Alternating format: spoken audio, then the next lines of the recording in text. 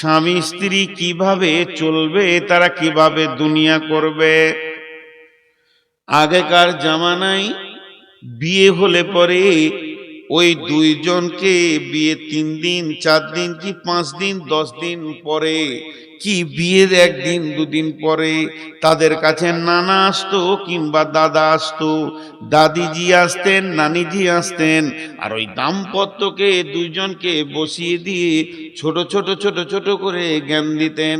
বন্ধু, হে ভাইয়া, ওরে আমার বোন রে, নাতি রে, পুতি রে, তোমাদের বিয়ে হয়েছে মানে তোমরা মহা সমুদ্রে একটা কিনারায় নেমেছো। এই সমুদ্রটার নাম হলো দাম্পত্য জীবনের সমুদ্র। একজন আর একজনের হাত ধরবে আর এমন মজবুত করে ধরবে, দাম্পত্যের সমুদ্রে মাঝে মাঝে বড় বড় জোয়ার উঠবে, ভাটি আসবে, তখন যেন হাতটা ছাড়া না হয়ে যায়। তুমি ওকে ধরবে, ও তোমাকে ধরবে। দাম্পত্য সমুদ্রকে পার হয়ে পরপারে যেতে হবে, তবেই তোমরা কামিয়াব হবে।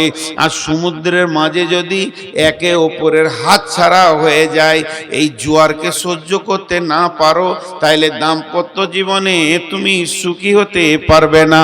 এইভাবে ছোট ছোট ছোট ছোট ছেলে মেয়েদেরকে জ্ঞান দেয়া হতো।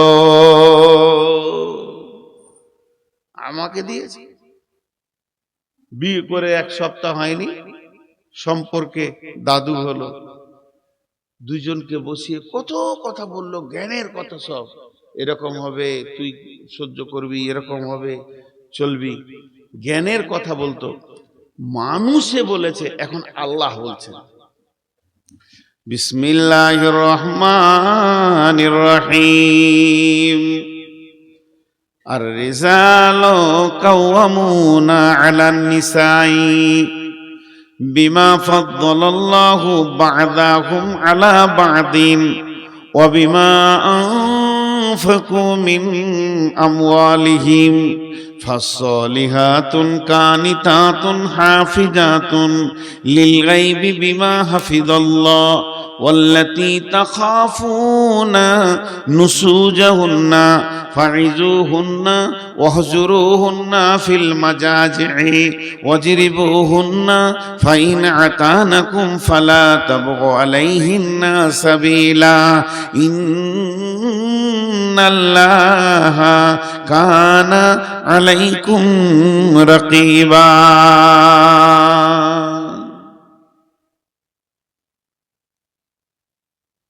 জি, আল্লাহ দিচ্ছেন। নসিহতটা দাদার নয়, দাদিজির নয়, নানিজির নয়, নানার নয়, নসিহতটা আল্লাহ। আল্লাহ তাবারক ওয়া তাআলা বলছেন, হে নারীকুল, ওরে মহিলারা, মহিলাদেরকে আগে বলছে, তোমাদের জন্য আমি পুরুষকে তোমাদের অভিভাবক বানিয়ে দিলাম। তোমরা জীবনটাকে পৃথিবীতে ধীরে ধীরে ধীরে ধীরে ক্ষয় করবে, অতিবাহিত করবে, জীবনকে তুমি পার করবে। খবরদার, স্বাধীন হয়ে জীবনকে পার করিও না। তুমি পরাধীনতা অবস্থায় তুমি অধীনস্থে জীবন কাটাবে, তোমার স্বামীর অধীনস্থে জীবনকে কাটাবে। মেয়েরা 4টা পুরুষের অধীনস্থে জীবন কাটাবে, বাপ, ভাই, স্বামী, সন্তান, এদের উপরে যাবে না, এদের উপরে কথা বলবে না, তুমি এদের ডিরেকশনে চলবে। যে মেয়েটি জান্নাতি হয়, যে মেয়েটি জান্নাতে যদি যেতে চায়, যদি আল্লাহকে আপন বানাতে চায়, আল্লাহর যদি আপন হতে চায়, তাহলে ওকে চিরদিন একটা জিনিস মেনে নিতে হবে, যে আমি স্বাধীনতার মুখ দেখব না, পরাধীন হয়ে জীবনটা আমি চালিয়ে দিব। বাপের অধীনস্থে থাকবে, ভাইয়ের অধীনস্থে থাকবে, স্বামীর অধীনস্থে থাকবে, এবং সে স্বামী মারা গেলে ছেলের অধীনস্থে থাকবে। আল্লাহ তাবারক ওয়া তাআলা বললেন, তোমার তো সুখ শান্তি জান্নাত নিয়ে দরকার, তবে কেন দুনিয়াতে স্বাধীন বিচরণ তুমি করবে, তোমাকে অধীনস্থে জীবন কাটিয়ে আসতে হবে। আর পুরুষকে বলল, পুরুষ তোমাদেরকে অভিভাবক বানালাম, তোমাদেরকে ওদের মালিক বানালাম, মালিকানা সত্ত্বটা তোমাদেরকে দিলাম। কেন দিলাম? তুমি পুরুষের জন্য দিলাম। এর কারণটা হচ্ছে ওকে তোমাকে আগলিয়ে রাখতে হবে, ওর ভুল ত্রুটির ময়দান থেকে তোমাকে বাঁচাতে হবে, যেন ওর দ্বারা কোনো ভুল না হয়ে যায়, গুনহার ময়দানে না চলে যায়, গুনহার ময়দানে যেন না যায়, এ খেয়ালটা তোমাকে রাখতে হবে। আজকে কত রকম স্কুলে পড়ছে বোন, ভাইয়ের কোনো খবর নাই, কলেজে পড়ছে মেয়ে, বাপের কোনো খবর নাই, ভার্সিটিতে পড়ছে মেয়ে, স্বামীর কোনো খবর নাই, যা মন তাই অবাধ চলাফেরা। আমি অবাক হই, আমি অবাক হই ওই মহিলাদের গার্জেনের ওপরে, যাদের যে মহিলাগুলো মেলাতে খেলাতে নোংরা জায়গায় ঘুরে, তাদের যে অভিভাবক নিশ্চিন্তে বিছানায় ঘুমাতে পারে, আর তার অধীনস্থ নারী অবাধ চলাফেরা করে, এদের উপরে আমি অবাক হই, এদের ব্যাপারে আমি চিন্তা করি কেন এটা হবে। কোরআন বলছে, আমি কোরআনের আয়াত বলছি আপনাদেরকে, আমি আয়াত পড়ে বলছি। আল্লাহ তাবারাক ওয়া তাআলা বলছেন, আর রিজালু কাওয়ামুনা আলান নিসা, হে পৃথিবীর পুরুষ তোমরা অভিভাবক। দুনিয়াতে আপনার বুঝে না আসতে পারে, একদিন আপনার বুঝে আসবে। কখন? যেদিন কিয়ামত হবে, কিয়ামতের মাঠে বিচার হবে। মা আমার, বোন আমার, যত পুরুষ আল্লাহ কিয়ামতের আদালতে জমা করবেন, পুরুষকে সামনে রেখে পুরুষের বিচার হয়ে যাবে। কিন্তু যখন কোনো মেয়েকে আদালতে তোলা হবে, কাঠগড়ায় তোলা হবে, তার গুনহার ব্যাপারে যখন তাকে প্রশ্ন করা হবে, তখন মেয়েটি একা কাঠগড়ায় যাবে না, ওর সঙ্গে চারটা পুরুষকে রাখা হবে। বাপকে রাখা হবে, ভাইকে রাখা হবে, স্বামীকে রাখা হবে, সন্তানকে রাখা হবে। আর মেয়েটি যার পিরিয়ডে, যার জামানায় গোনা করেছে, ওই পিরিয়ডে ওই জামানার লোকটাকে দাঁড় করিয়ে তার হিসাব নেওয়া হবে। তোমার অধীনস্থ মেয়ে কেন জালসায় গিয়ে অপর পুরুষের কাছ থেকে বাদাম খেয়েছে, কথা বলেছে, এটাও জেনা, এটাও কাবিরা গুনাহ। জবানের জেনা, চোখের জেনা, হাতের জেনা, পায়ের জেনা, শরম গায়ের জেনা, মগজের জেনা, মগজের জেনা। এখানে একটা মেয়েকে প্র্যাকটিক্যালে শরম গা দেওয়া হলো না, কিন্তু মেয়েটার সাথে কথা বলা হলো, হাত ধরা হলো, কথা বলা হলো, সবগুলো জেনাতে পরিণত হবে। তো ওই প্রশ্ন যখন করা হবে মেয়েটাকে, তুমি 27 ডিসেম্বর জালসাতে গেছিলে লালগোলা, আর অবাধ চলাফেরা করে জালসা না শুনে 3টে ছেলের সঙ্গে গল্প করেছো, কেন করেছো? এই কথাটা ওকে জিজ্ঞেস করার সঙ্গে সঙ্গে মেয়েটির বিয়ে হয়নি, বাপ আর ভাইকে দাঁড় করিয়ে বলা হবে, তোমার মেয়েটার, তোমার বোনটার বয়স চলছিল রানিং 17 থেকে 18 বছর, আর এই অবস্থায় তুমি জালসা শুনতে পাঠালে কেন? জালসা শুনে যে নেকিটা হবে, তার থেকে ওর বাড়িতে চুপ করে শুয়ে থাকলে বেশি নেকি হবে। এই অবাধ বেলামিশার থেকে ওর অত নেকি দরকার নাই। তুই বাড়িতে পড়ে থাক, তুই একটা কিতাব পড়, তোকে তৌহিদের কিতাব দিব, হাদিসের কিতাব দিব। মেয়েদের জালসা শোনা রাত্রিবেলায়, গভীর রাত্রিতে এসে ঘর থেকে বেরিয়ে দরকার নাই। এই যে প্রশ্নগুলো করা হবে, তখন বাপ ভাইকে প্রশ্ন করা হবে। স্বামীর জামানায় সে স্বামীকে বুঝিয়ে চলে এসেছে, কিন্তু অন্যজনের সঙ্গে পরকীয়ায় লিপ্ত হয়ে গেছে বা কোনো গুনাহ করেছে, স্বামীকে দাঁড় করানো হবে। ওই 4 জনকে একসঙ্গে গলাতে বেঁধে দিয়ে আল্লাহ জাহান্নামে ভরবেন। আর রিজালু কাওয়ামুনা আলান নিসা। এত সহজ জিনিস লয়। আমার গাড়িটা রাস্তায় চলছে, একটা ছেলে মোটর বাইক নিচে সামনে লাগিয়ে দিল। ওই তুই লাগালি কেন? কথাটা বুঝার চেষ্টা করেন। ওই তুই লাগালি কেন? জি আমি সাইড দিয়ে যাচ্ছিলাম। কাঁচটা তো ভেঙে দিয়েছিস তুই, গাড়ির কাঁচটা ভেঙে দিয়েছিস। একটু ধৈর্য ধরেন, এটা বুঝেন। আমি উদাহরণ দিচ্ছি। পাড়া পাড় তিনটের গালে মেরে দিলাম। ও মনে মনে ভাবছে মারবি মারগা, কাঁচ তো ভেঙেছি, টাকা লাগলো না। ও চলে গেল, আমিও চলে গেলাম। ও কোথাকার আমি জানি না, আমি মুরব্বী বলে কিছু বলেনি, আমার দাড়ি পাকা। ও ইয়ং ছেলে, এই উত্তাল বয়স 16-17, লেগগাটা লেগেছি, কাঁচটা ভেঙে গেছে। এবার আমার মন আমাকে বলছে, তুই তো 3 চর মেরেছিস, ওইটা কি তোর হক আছে? কাঁচটাও ভেঙেছে তোর গাড়ি, তোর ড্রাইভারও হ্যান্ডেলটা এদিকে করেছিল। আল্লাহর আদালতে এই বিচারটা যখন হবে, তো তখন দেখা যাবে যে জেরক্স বেরিয়ে আসছে, কাগজ রিজাল্ট, যে আমার ড্রাইভার ডান দিকে হ্যান্ডেল কাঁপিয়েছে বলে ভেঙেছে। তাহলে তোমার কর হক রাখে না?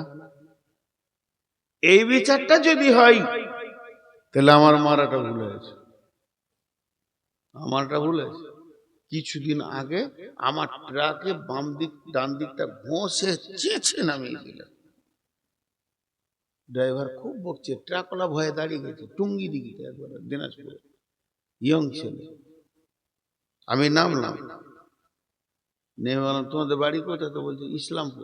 লে মজা, ইসলামপুর আমি পড়েছি। কার গাড়ি গো? তো যার গাড়ি ওকে আমি মামা বলি। ফোন লাগাও তো।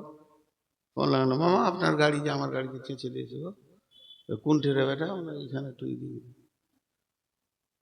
আমি ড্রাইভারকে বললাম, এটা কিয়ামতের দিন বিচার হবে রে, তোর দোষ না ওর দোষ, তোর দোষ না ওর দোষ, সেটা কিয়ামতের দিন বিচার হবে। ওদিন বললাম চলে যাও, শিলিগুড়ি যাচ্ছিল, যা করার মালিকের সঙ্গে বুঝবো, পরে দেখা করে।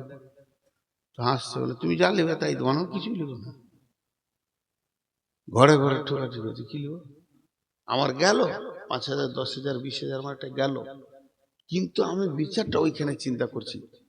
এখন একবার আমি বলতে চাইছি ওই মহিলার মা বা ওই মহিলার বাপ ভাই স্বামীকে, ছেলেকে,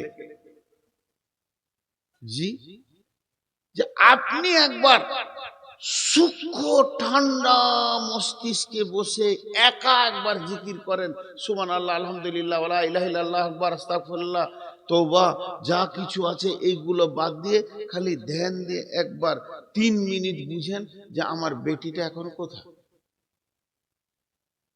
আমার বেটিটা এখন কোথায়। জালসা শুনতে গেছে, জালসার মজলিসে আছে না বাঁশের তলাতে দাঁড়িয়ে আছে? একজনের গলা ধরে কথা বলছো। যদি বলে থাকে তুমি তৈরি থাকো, আমি হাসাবার জন্য বলছি না। অনেক বক্তার অনেক ভঙ্গি আছে। আমি একটা বক্তাকে দেখছিলাম, ছেলে মানুষ, বুঝে ওই ওই তোর বাপের দোষ, তোর মায়ের দোষ। আস্তাগফিরুল্লাহ। আমি আমার ভঙ্গিতে বোঝাতে চাইছি, আপনি ওখানে তৈরি হয়ে থাকেন, আল্লাহর আদালতে যদি আপনার মেয়ে মুজরিম হয়ে যায়, তো আপনি একটা সেখানে আসামি। জি, হযরতে উমরের জামানায় একটা মেয়ের 3 বার বিয়ে হয়েছে, 3 বার, খালি মসজিদে নামাজ পড়তে যায়। কত পরেজগারু, 3 বার বিয়ে হয়ে গেছে। তো একজন সাহাবী বলছে এবার আমি বিয়ে করবো, আবার তালাক হয়েছে। বলছে পারবো এখন উঠতে? ও যাবেই মসজিদ, আর ওর চাল চলনি আলাদা। স্বামী মানে না, দুপ করে ছেড়ে দেয়, আরেকজনা লোভে পড়ে, এরকম। বলছে ঠিক আছে যা। তো বিয়ে করে ওকে বলছে দেখো তুমি মসজিদ যেও না, ঘরেই নামাজ পড়ো, এখন সেই জামানার নাই। মাথা খারাপ, আমাকে মসজিদ থেকে রুখতে কেউ পারেনি, আগের 3টে পারেনি, তুমিও পারবে না। বলছে যাও, ফজরে কিংবা এশাতে ইশারাই বলবো, বুঝেলেন? ওর স্বামী লুকিয়ে আছে রাস্তার ধারে, নিজের স্বামীটা, আর অপর পুরুষের কাপড় চোপড় পরে মুখ টুক ঢেকে নিয়ে ওকে ধরেলে চুমাচাটি খেলেছে, ছেড়ে দিয়ে পালিয়েছে নিজের স্ত্রী। ও ওখান থেকে মসজিদ থেকে ঘর চলে এসেছে, যাওয়া নামাজ পড়তে হবে না, যুগ জামানা খারাপ সব। কি হলো আর বলছে না, কি হলো আর বলছে না, ও যাও মসজিদ, কাঁটা বসে গেল আর মসজিদ গেল না। একটা গ্রামে আমাদের বর্তমানে আন্দোলন চলছে, গ্রামের নাম বলবো না, সব ইউটিউবে প্রচার হয়ে যাবে, 3 দিন পর জিজ্ঞেস করবে।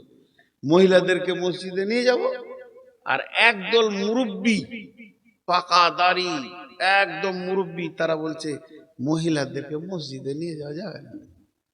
এই আলিমের দল আর ওরা হচ্ছে জাহিলের দল, ওদের ভেতরেও মুরব্বী দু একটা আলেম আছে। কথাটা ধ্যান দেন একটু, দীর্ঘদিন ওদের লড়াই চলছে।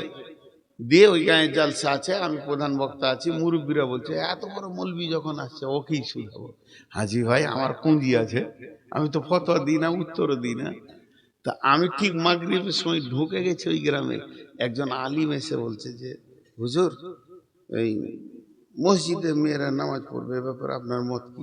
মত আবার আমি দিব নাকি, আমি নবী নাকি? ফাইনাল আছে, রাসূলুল্লাহ সাল্লাল্লাহু আলাইহি ওয়াসাল্লাম বলেছেন ওদের যাওয়া জায়েজ আছে, আজও মক্কা মদিনায় যাচ্ছে, তো ওইটাকে না করবো, আমি কি বিরাট বড় নবী হয়ে এলাম নাকি? আমি তো ফতোয়াই দিতে পারি না, আমি লোকের কাছে ফতোয়া নিয়ে নিয়ে চলি, আমার অত বহর নাই। আমি দু চারটা কিতাব কিতাব দেখে মানুষকে দু চারটা কথা বলি, আমার নিজস্ব কোনো বহর নাই, তা আমি কি ফতোয়া দেবো? জায়েজ আছে তো যাবে। তো ফিক করে হাসছে, মানে মসজিদ যাবে ওই গ্রুপে ও আছে, ওর মনটা খুশি হলো, বলছে আজকে জালসায় ভালো করে বলবো, বলবো। দিয়ে তারপরে ওকে আমি জিজ্ঞেস করছি, আমার থেকে ছোট তো, ওর নাম ধরে ডাকলাম, যে বললাম ওর বাড়ির পেছনে রোড আছে, রোড হাই রোড, বাস যেছে, ট্রাক সাঁসা করে দিচ্ছে, হাজি এই রোডে ট্রেন যাবে না? কেন যাবে না? চালাইলেই যাবে ট্রেনটা, ট্রেন যাবে, কিন্তু ট্রেন যাওয়ার আগে আরেকজনকে যেতে হবে, কে? লাইন। ট্রেন যাওয়ার আগে কে যাবে? লাইন যদি পেতে দেওয়া হয় ট্রেন যাবে কি যাবে না? বিশ্ব নবী আগে লাইন পেতেছেন, তারপরে ট্রেন চালিয়েছেন। আগে আইন করেছে মেয়ের গায়ে হাত দিলে গর্দন ছেটে দাও। সেই আইন সৌদিতে যখন হয়েছে, নিরাপত্তা 100% মেয়েরা পেয়েছে, তখন মসজিদ নিয়ে গেছে। এখন বাড়িতে বাপ ভাই রুখতে পারছে না, চারিদিকে পরকিয়া চলছে, আর মসজিদের নামে যদি সব মসজিদে তোমরা ফতোয়া দিয়ে দাও, তারা ফজরের সময় উঠে বলবে তাহাজ্জুদ পড়তে চলো, 3 দিন পর দেখবে ছেলে, মানে বাচ্চা ডেলিভারি করাতে হবে। আগে লাইন চালাও, তোমার গায়ে আইন তৈরি করো, যারা মদ খেয়েছে তাদের গর্দন ছেড়ে দিব, যারা মেয়ের গায়ে হাত দিচ্ছে তাদের গর্দন ছেড়ে দেব, জেনাকারীর গর্দন ছেড়ে দেব। রসুলের আইনগুলো আজও মক্কাতে চালু আছে। গায়ে তুই হাত দিয়ে দেখ, 70 ভরি সোনা পরে একাই মেয়ে যুবতী, টকবগে যুবক, নামাজ পড়ে মসজিদ থেকে চলে যাচ্ছে, এই তুমি কে, কোথা বাড়ি, বলার ক্ষমতা নাই, জিপ ছেটে দেবে, ওরা চালাবে। আমরা বিনা রেল লাইনে রেল চালাতে যেছি, তাহলে ঘটনা কি হবে? এশার নামাজ পড়ে ছেলে কোলে নিয়ে বাড়ি আসে। দেখো আমার যুক্তিটা যদি মানতে পারো, তো বলছে জালসাই, তাহলে আর কিছু বলিয়েন না। বলে ওটা ঠিক আছে, বলবো না, আমার মাথায় যেটা আছে সেটা বলেছি। তো আল্লাহ তাবারাক ওয়া তাআলা বলছেন, আর রিজালু কাওয়ামুনা, হে পুরুষের দল, তোমাদেরকে নেতা বানালাম। কেন নেতা বানালাম শুনে নাও। ওরা হলো লতা গাছের দল। জ্বর থাকবে তোমার ঘরে, পানি ঢালবে তুমি, তাকে খেতে দেবে তুমি, পোশাক দিবে তুমি, কসমেটিক্স দেবে তুমি, আর তার চিকিৎসা করবে তুমি, আর তুমি এত ভালোবাসবে। আর যদি ওর আগালটা না দেখো, ওই কদু গাছ তোমার চালা থেকে তোমার খালাতো বাইরে চালাতে গিয়ে কদু ঝুলিয়ে দেবে। তা মেয়েরা হলো এমন, ওদের অভিভাবক তোমাদেরকে হতে হবে। যদি তোমরা অভিভাবক হয়ে ওদেরকে গাইড না করো, ওরা অবাধ চলতে চলতে জেনা ব্যভিচার পরকীয়া বেড়ে যাবে। এর জন্য দায়িত্ব দিলাম, হে পুরুষের দল, তোমরা ওদেরকে গাইড করবে, আর হে মেয়েদের দল, তোমরা পুরুষের অধীনস্থে জীবন কাটাবে।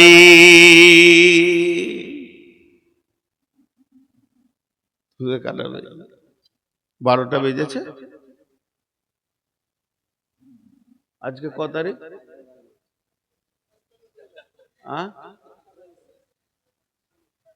26।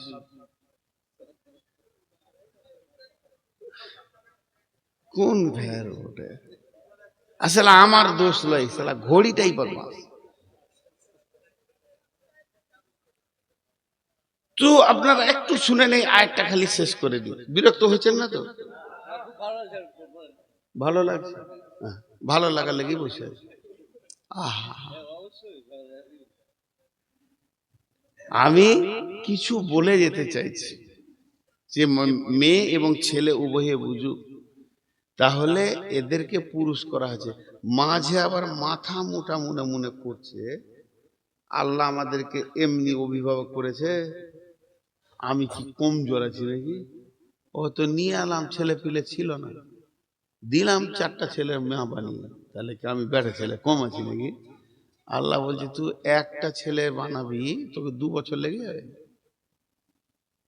1 বছর লেগে যাবে একটা ছেলের মা বানাতে। আর একটা নিকৃষ্ট হারাম প্রাণী আছে শুকর, ওর যে ইঞ্জিন কত জোর, ও 1 সিজনে 1.5 ডজন বানাবে। তাহলে ও কি বড় আল্লাহর ওলি হয়ে গেল নাকি? ছেলে বানানোটাই যদি আল্লাহর ওলি হওয়ার প্রতীক হতো, তাহলে তো সবাই হয়ে যেত। খাও, কামাও, আর বাচ্চা পয়দা করো, 3টে কাজ করো, যখন ডাক আসবে চলে যাও। জি না, আল্লাহ এটা ক্লিয়ার করছেন। বিমা বিমা ফাদ্দালাল্লাহু বা'দাহুম আলা বা'দিন, বিমা ফাদ্দালাল্লাহু বা'দাহুম আলা বা'দিন।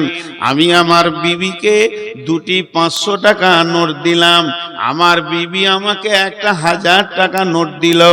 যেমন কারো কাছে কোনো ঋণ থাকলো না, কেউ কারো কাছে দায়বদ্ধতা থাকলো না।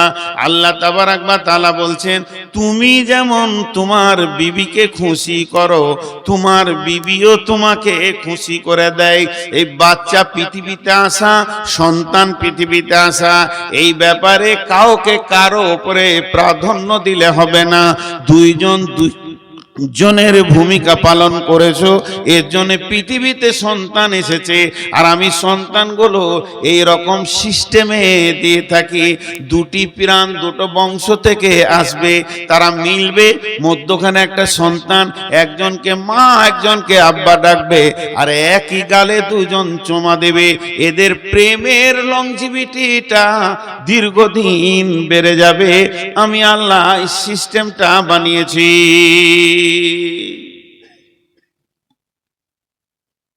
সিস্টেমটা বানিয়েছি। তবে তুমি পুরুষ কেন? পুরুষকে বলছে তবে তুমি পুরুষ কেন?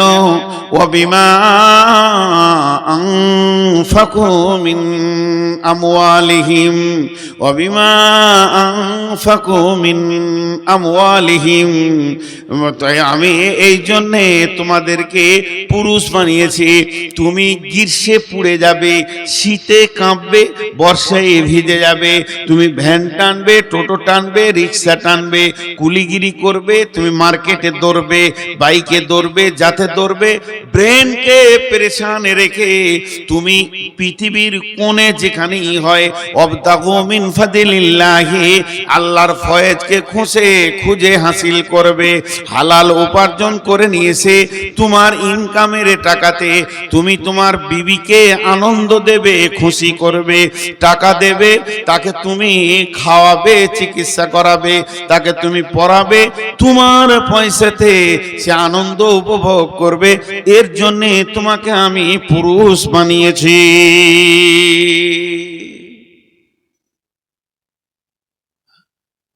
পুরুষেরা নারীদেরকে খাওয়াবে,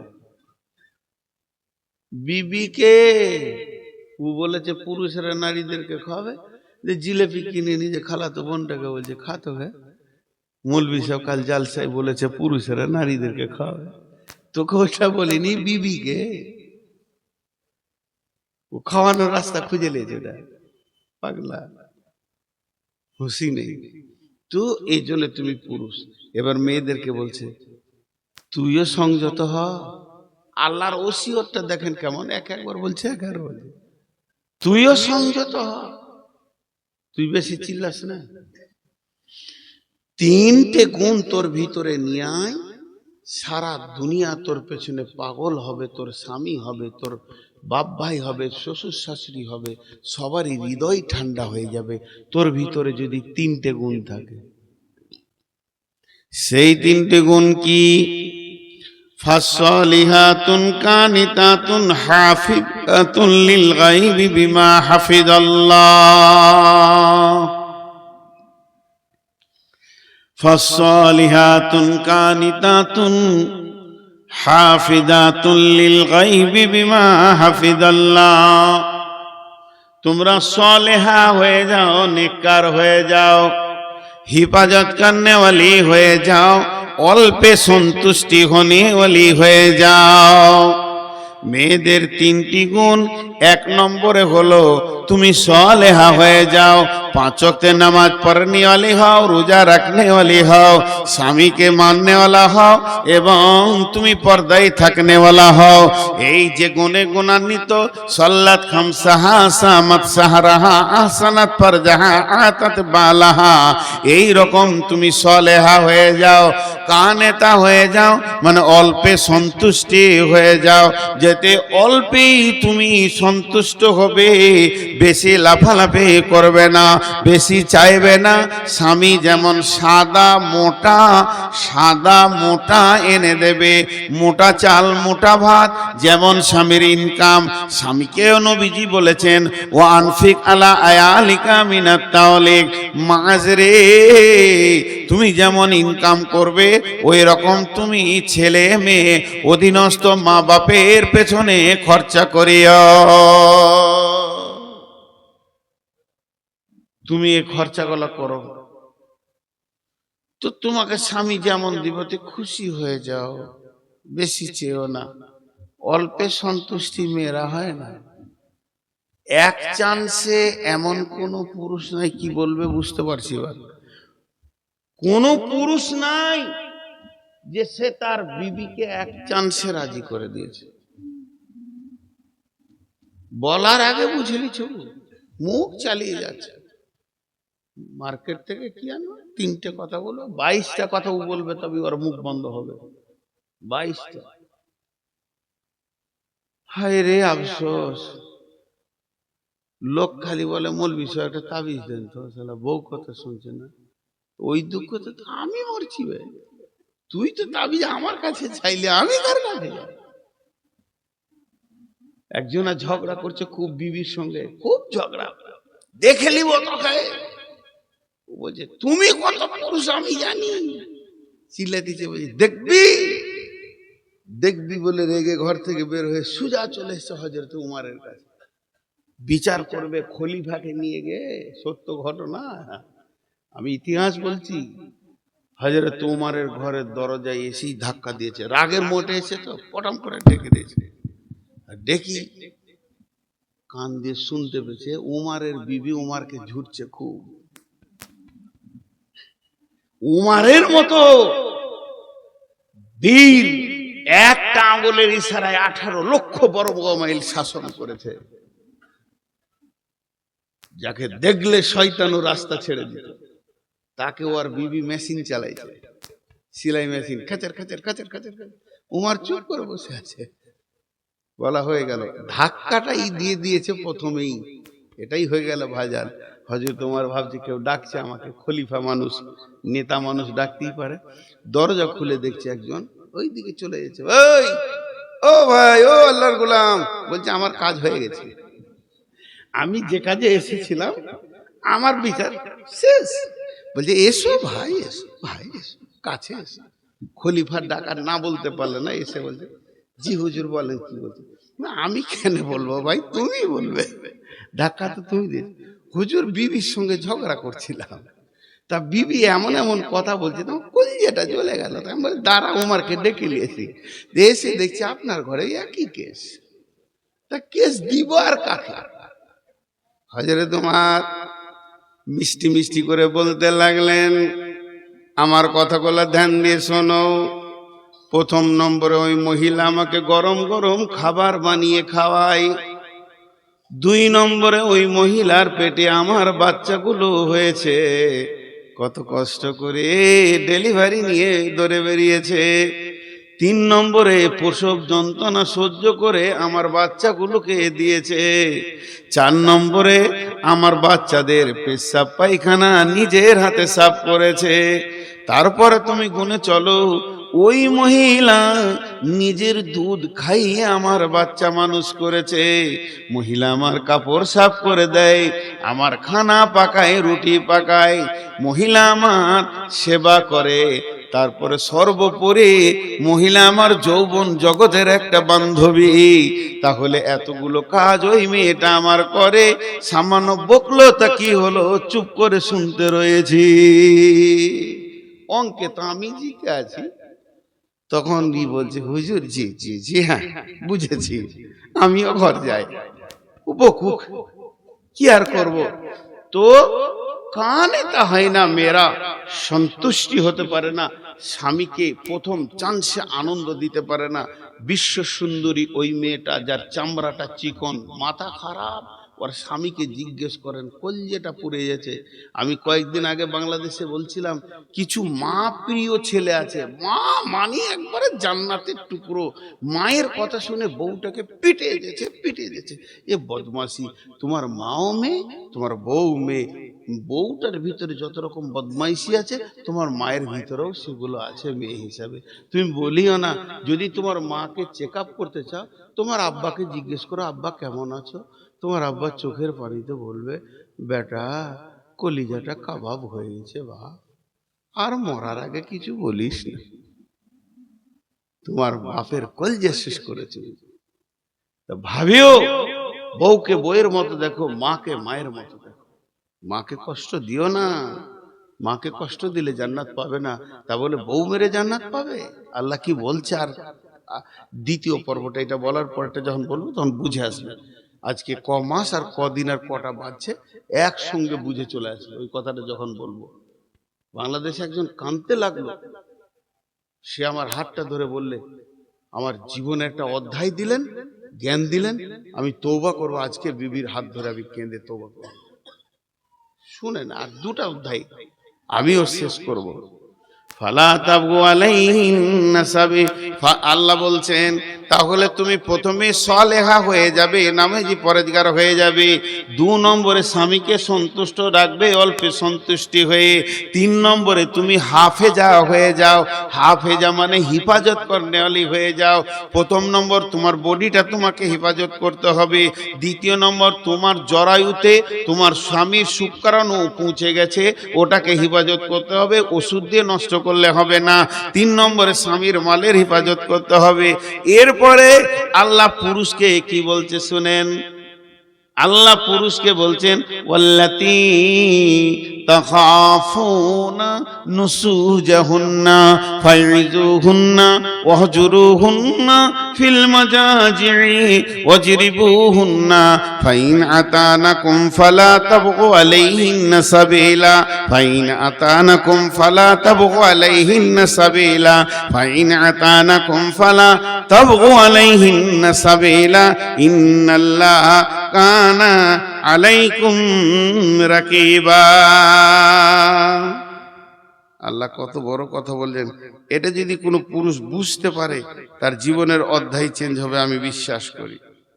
জি, আল্লাহ কি বলছেন দেখেন। আল্লাহ এবার পুরুষকে বলছে, তোমাকে যদি তোমার মনে হয় যে তোমার স্ত্রী একটু বদমাশ হয়ে গেছে, চরিত্রের দিকে যাবেন না মাথাটা নিয়ে, কথাবার্তা শুনছে না, যেমন তাই করছে, মাকে এটা ওটা বলছে, ভাইকে, তা তোমার প্রথম কাজ হবে আল্লাতী তাখাফুনা নুসুজাহুন্না, ওকে ভয় দেখাও, নসিহত করো।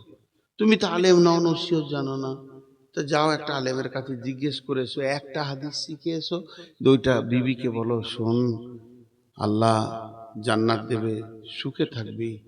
জি, এই যে ওসিয়ত করো, বুঝাও। আমার যখন মেয়েটা হয়নি, তো তখন আমি মাসে 2 মাসে একটা জালসা করি, একবার পুরো ইয়ং, আর বিয়ে হয়েছে মোটামুটি বছর 2 হলো, 3 হলো, 2 মাসে একটা জালসা পেতাম। কোথাও ডাকতো, 200 টাকা দিত, যেতাম, মাগরিবে পরেই দিয়ে দিত, ঘর চলে আসতাম। তো হুগলি যাব একটা জায়গা, পকেটে একটাও টাকা নেই, তাড়াতাড়ি করে ভাত খেয়েছি, বাস ধরতে হবে, ট্রেন ধরতে হবে, পকেটে একটা টাকা নেই। তো আমার বিবি গরম গরম ভাত থালাতে দিচ্ছে, আর আমি তখন জালসা শুরু করেছি যদি টাকা পাই। তা আমি বললাম জালসা হাদিস কোরআন আর কি বলবো, লম্বা করে বাংলায় চালাইছি। আহা, যে মেয়ে স্বামীর উপকার করবে, স্বামীকে ভালোবাসবে, স্বামীকে দেখবে জান ভরে, আল্লাহ তাকে জান্নাত দেবে। তো বিবি বলছে ভাত খাও, নিজের কাজে যাও। নিলে না, ওসিয়ত গরম হয়ে গেছে, লিছে না, কেটে গেল, কেটে গেল। আবার শুরু করলাম। স্বামীর অভাবের সময় যে দেখবে, বলছে তোমাকে 100 টাকা দিতে পারি। আমি তাড়াতাড়ি ভাত খেতে বসলাম, দেখ 100 টাকা হলো। পকেটে টাকা ছিল না, আমার বিবির কাছে 200-300 টাকা ছিল, তো একটু কেড়ে তো লিয়া যাবে না, জালসা করে নিলাম। 100 টাকা দিলে, 100 টাকা দিতে পারি, 300 টাকা আছে। 100 টাকা নিয়ে বেরিয়ে গেলাম। ভাবলাম বিবি দিয়ে দিলে। জালসা করে এসে ঘর ঢুকছি, বলছে আমার টাকা দাও। কি বিপদ, জালসা এলাই না। তো ওই জন্য আল্লাহ বলছেন আল্লাতী তাকাফুনা নুসুজাহুন্না ফাইদুহুন্না। তোমার বিবিকে যদি তোমার নজরে মনে হয় অসঙ্গত চলছে, ভালো লাগছে না, তার চলাফেরা চরিত্রের দিকে মাথা নিয়ে যাবেন না, চলাফেরা উঠা বসা কেমন লাগছে, তাহলে তুমি ছোট ছোট ওসিয়ত করো, আখিরাতের ভয় দেখাও, জাহান্নামের ভয় দেখাও। এই পথে, এই স্টেজে যদি বিবিটা ঠিক হয়ে যায় তো ভালো, যদি না হয় এর থেকে আর একটা লেভেল আছে। ওয়াহজুরুহুন্না ফিল মাজাজি, দুইজনের মধ্যখানে বিছানাটা আলাদা হয়ে করে দাও। একই রুমে তোমার বিছানায় ওকে উঠতে দিও না, না হলে তুমি বিছানায় শুয়ে থাকবে, তুমি চোর সরে অন্য জায়গায় শুয়ে। যদি শিক্ষিতা মেয়ে হয়, আল্লাহলি মেয়ে হয়, জীবনে স্বামীকে ছাড়া অন্য বিছানায় বিনা কারণে যাবে না। ঘরে কুটুম এসছে, জায়গা নেই, সেটা আলাদা, রাগারাগি করে স্বামীর বিছানা ছাড়া অন্য বিছানায় যাবে না। তাতেও যদি ঠিক না হয়, 1 নম্বর গেল, 2 নম্বর গেল, 3 নম্বর আল্লাহ বলছেন ওয়াজরিবুহুন্না, ওয়াজরিবুহুন্না, ওয়াজরিবুহুন্না, মারো মারো, ওয়াজরিবুহুন্না, তুমি বিবিকে মারো, ওটা তোমার বিবি, তোমার কলিজা, তোমার প্রেমিকা, তোমার জানের জিনিস, তুমি ওকে মারো। কতটা পরিমাণ মারবে, শাসনে যতটা লাগে ততটাই মারবে, কিন্তু এমন করে মেরে দিও না হাতটা ল্যাংড়া করে দিয়েছো, কপালটা কেটে দিয়েছো, যেন সে মেয়েটা বিকৃতি হয়ে গেল, চেহারাটাই ওর সম্পদ তুমি নষ্ট করে দিলে, আর তুমি অ্যাক্সিডেন্টলি মারা গেলে স্ট্রোক হয়ে, আর তোমার বিবিকে দ্বিতীয় বিয়ে দিতে পারছে না, ওই মারের দাগ এমন হয়ে গেছে, এটা তোমার করার অধিকার নাই। যে আল্লাহ এবার কি বলছেন, ফালা তাবু আলাইহিন্না সাবিলা ইন্নাল্লাহা আলিয়ান কাবীরা। যদি সে ফিরে চলে আসে তাহলে তাকে মারার জন্য কোনো পথ খুঁজিও না, নিশ্চয়ই আল্লাহ সবার উপর শ্রেষ্ঠ। এর মানে কি? ওইগুলো করে যদি তোমার বিবি পথে চলে আসে, মাকে আনন্দ দেওয়ার জন্য বিবিকে মারবে, এই কারণগুলো কারণ নয়। বোনকে খুশি করার জন্য বইয়ের গালে থাপ্পড় মারবে, এগুলো কারণ নয়। ছোট্ট করে একটা কথা বলছি, ছোট্ট করে, আপনারা 4টা মিনিট দেন, পুরো 12:30টায় ছেড়ে দিব।